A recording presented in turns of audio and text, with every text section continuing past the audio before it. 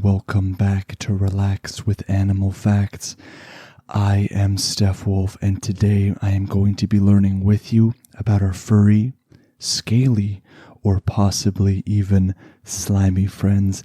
And in today's case, it is definitely going to be an animal of the furry variety and the smiley variety, because we are covering the oh so wonderful Quokka. So this is a very special listener episode dedicated to Oscar, who wrote in via Instagram. Thank you so much, Oscar. This episode is dedicated to you, and this episode wouldn't be possible without you. And this podcast wouldn't be possible for each and every one of you out there listening. So thank you for your continued suggestions and your continued support. I can't tell you how excited I am to get into this episode, because this animal is just so flippin' cute. It's hard to put into words. If you haven't seen them before, whenever you have a second, a quick Google image search. I'll try to describe them as best as I can in this episode, but words can only do it so much justice. It's just something that you have to see for yourself. So before we get into the show, I'm just going to talk about if you want to support the show, in which ways you can do that. So you can leave a rating or a review on whichever podcast platform you're listening on, maybe Apple Podcasts, Stitcher, whatever you're listening on. And if you're on Spotify or other platforms where following is the thing you can do, that is so helpful to the show and helps get more people to relax alongside us as we go into these animals. So speaking of reviews on Apple Podcasts, Flame Wolves writes, "Sad in a good way. I haven't listened to a whole episode because I fall asleep in the middle of it," and then there's a couple smiley faces there. So thank you, Flame Wolves, for that awesome review of yours. I'm so happy that you fall asleep in the middle of the show.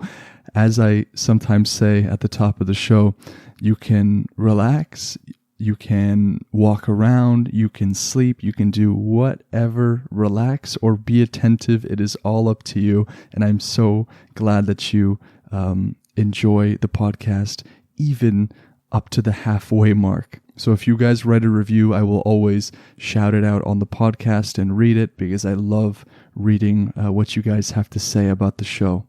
And a quick disclaimer that I am in no way an authority in the animal world. I am not an animal biologist, an animal researcher. Well, at best, a very, very amateur animal researcher, because I just search up facts. But I am not an expert in any way, and I probably assume that many of you listening out there know a lot more than I do. I am just a guy that loves to relax with animal facts and loves to share that experience with you guys.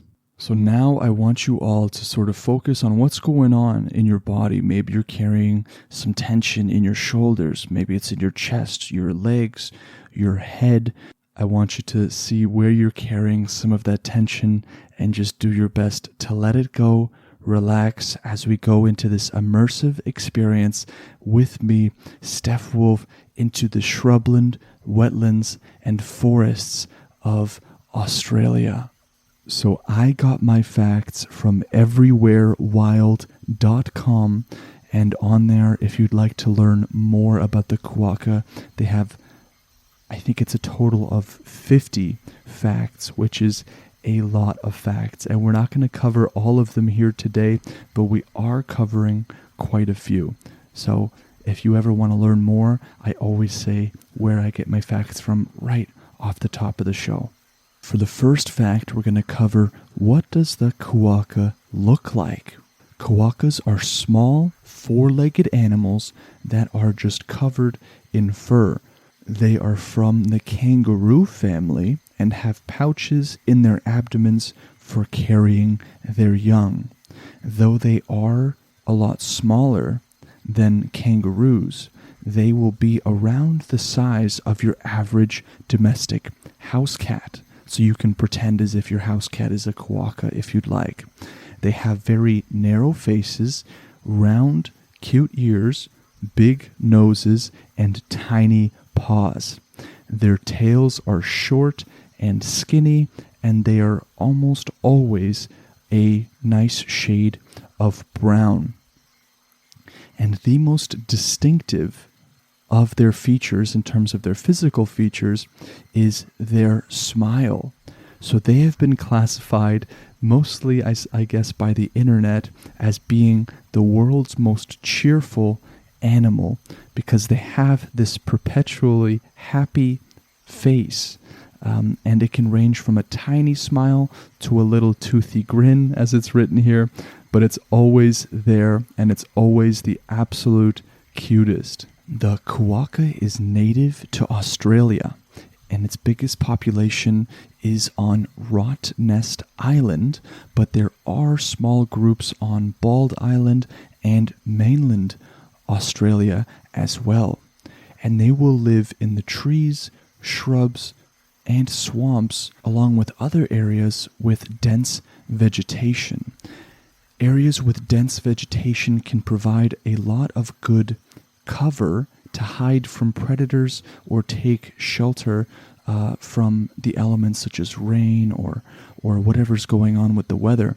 So they don't like the exposure of wide and open spaces and prefer the shrubbery sort of denseness of different parts of Australia. And these guys are going to weigh from about 3 to 10 pounds. The male Quokkas are usually going to weigh at about 5 to 10 pounds, while the females are going to be just slightly smaller, which is fairly common in the animal kingdom, at around 3 to 8 pounds. And you might be wondering who discovered these guys? Who were the very lucky people who got to see them for the very first time? So it was discovered several times by Europeans visiting Australia, but the tricky part was recognizing them for what they truly were. And when a mariner named Samuel Volker Zun, very nice name there, Samuel, found them on a sandy island in the 1600s, he described them as wild cats in his journals. This might be because of their size being very close to that of domestic house cats, but we can't be so sure. And when an explorer named Willem de Fleming stumbled across them just a couple decades later, he mistook them instead as giant rats and named the entire island after them. He called it Rottnest Island after the Dutch phrase rat's nest, and that name still stands today. I don't know about you guys, I probably would not want to go to an island called Rat's Nest.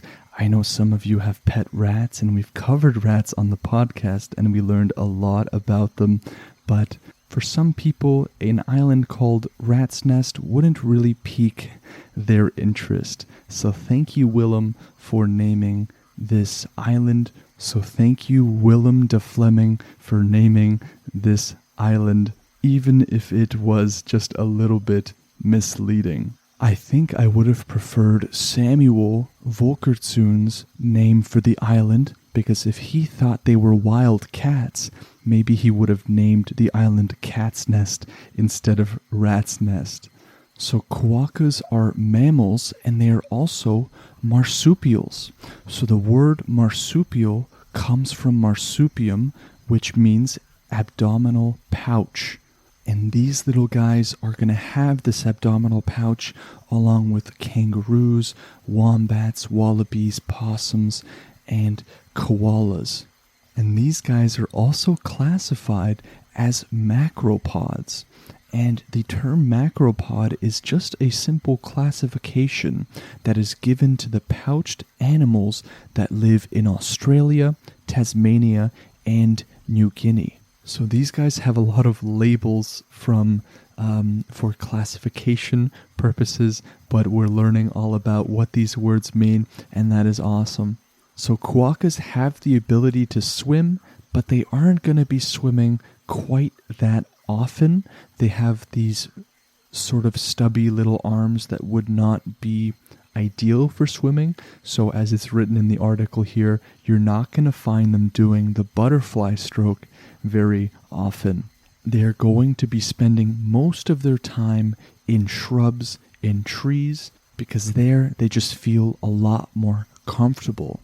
And with these little arms, I wouldn't think that they would like to climb trees, but on quite the contrary, the quokkas just love to climb trees, and they can ascend as high as 4 to 6 feet, which may not sound like too much.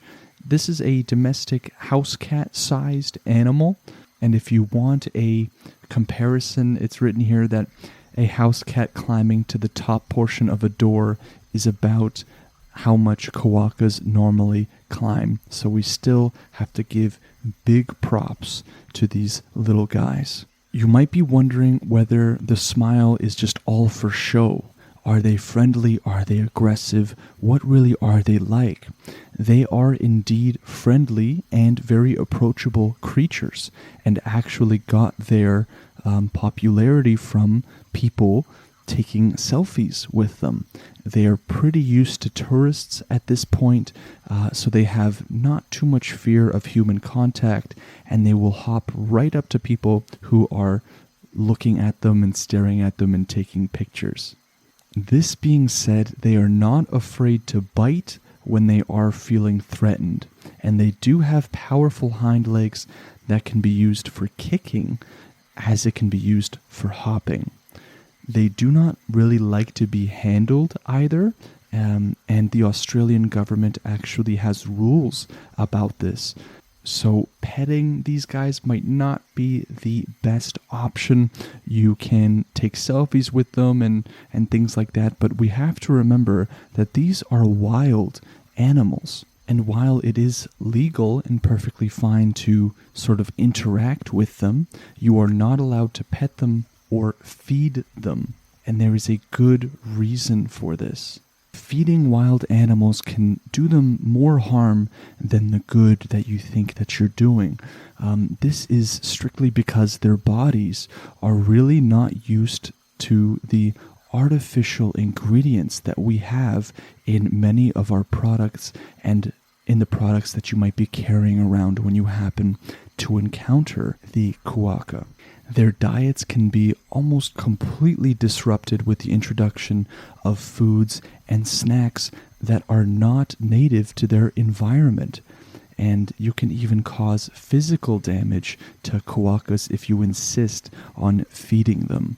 They are prone, as well as many other marsupials, they are prone to something called lumpy jaw disease that can infect their bone cartilage and lead to pain, distress, starvation, and even death. And it can be caused by something as simple as sandwich bread being stuck to their gums. So now we know not to feed these guys if you happen to be in their path. I know it's very tempting sometimes because you just want to feel like you're helping and contributing to them, but it is doing them more harm than good. So stick with the selfies, guys. And speaking about jaws here, why do they smile? So the simple answer is that researchers don't really know. There is nothing about their jaw or jaw structure that will sort of make smiling an absolute physical necessity. But most experts agree that it is just a little quirk of the species. So just like dolphins, they have this kind of natural smile. And some other animals have natural smiles, including certain turtles, like the mata-mata turtles, and the axolotl, which we covered in a previous episode. they can live about a lifespan of 10 to 15 years, but they will live longer in captivity than in the wild. And this is something that we see very, very consistently in the animal kingdom, because when they're in captivity, they have the ability to have their diseases treated by veterinary professionals, I suppose, and other things like that. But if you want a quokka as a pet, I have some unfortunate news for you that it is completely 100% illegal to buy, sell, trade, or own quokkas as a private citizen. It's written that you should resist those sweet and cuddly cheeks. They are indeed a protected species. So for now, we are just going to have to marvel at them with some sort of distance in between. So what are their threats and predators? So they are vulnerable to cats, dogs, foxes, dingoes, and snakes as well. Their natural predators are going to be the birds of prey and dingoes as well, but the rest have been introduced to their environment over time. And when faced with a predator, the quokka's first instinct is going to be to run away. They can hop at fairly high speeds for their size, and they can dive into burrows and scurry up branches to try to lose their pursuers. And the quokka does something which the internet has really taken a hold of, and it has to do with how they will use their infants and their children to escape. The moms have been known to sort of do this sacrificial act of their children in order to escape. And we're going to talk a little bit more about that soon. If they were cornered, the quokka will indeed fight for its survival. They can bite with their teeth and scratch with their claws, and they also have those powerful hind legs that are good for kicking, like we covered before. But of course, compared to a dingo or even a larger dog, quokkas are not going to be that well suited for this match. The IUCN estimates that there are around 7,500 to 15,000 mature adults in the wild right now, and the vast majority is going to be on the Rottnest Island or Rat Nest Island. There is also a protected population on Bald Island, and there are a few scattered colonies on mainland Australia as well. So while the quokka is a sort of solitary animal, they do live in colonies, but they won't really socialize with one another. They don't groom or play together like many other animals you might have seen or that we might have covered on the show. So while the quokkas live with sometimes sort of large families, they prefer to be in the room with their doors closed. That's a very human way of putting it, but they do like their privacy, their solitary lives among their families in their colonies. Quokkas are herbivores that eat grasses, shrubs, leaves, and plants. One study has suggested that their favorite food is a type of white purple flower. Normally, I would not read the scientific name because even looking at it gives me a bit of a headache, but I am going to do it because I love you guys. So, one study has suggested that their favorite food is Quokka ledifolia. Okay, so whoever is naming these should go to jail, but that is besides the point. They love a type of white purple flower, and I hope that you guys appreciate that I torture myself in reading those scientific names.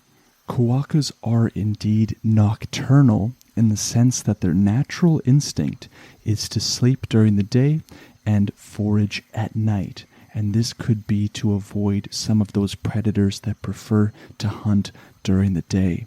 So because the quokka is native to Australia, as we've covered many other native Australian animals, because Australia has so many just cool, furry, scaly, and slimy friends for us to explore.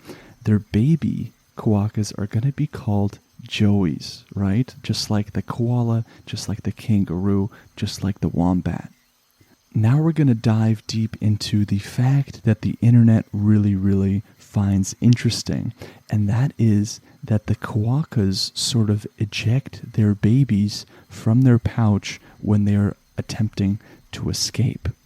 They have a survival instinct that is downright brutal, and if a mother is being pursued by the predator, she will indeed sacrifice her baby to save herself. It's a pretty nasty instinct for such a creature, but we have to remember that this is the wild, okay? This is the animal kingdom in which survival is absolutely paramount. And if the mom did not eject the baby, she could be caught with the baby and killed along with it in her pouch. So moms can survive an attack and reproduce again, while the baby quokkas can't. So although it is a pretty tough thing to stomach in terms of nature and reproduction and survivability, this is their way of making it through. And for the final fact of the episode, let's go over how did the quokka get its name. So the Aboriginal tribes of Australia are responsible for the quokka's name, and they called it Quokka or Quokka, and other people adapted the name Quokka from their dialect. So very cool that we have the name coming from Aboriginal tribes of Australia. What a fun episode. I really enjoyed it. And it goes to show you that while animals can be super cute, we can never discount the fact that they are in the wild, in the animal kingdom, and sometimes the cutest animals can have the most brutal instincts. So thank you again, Oscar, for that fantastic suggestion. If you want to have your animal on the podcast, you can either email relaxwithanimalfacts@gmail.com, or you can send a message on Instagram at relaxwithanimalfacts. I respond to each and every one of you, and I always love getting a message. I get so giddy and excited. And I hope all of you had a very Merry Christmas. And before the next episode comes out, it will be the new year of 2021. Let's all hope that it is a little bit more bright than 2020. So stay safe, everybody. I hope you have a wonderful new year, and I will see you in 2021 with the next podcast episode. Take care.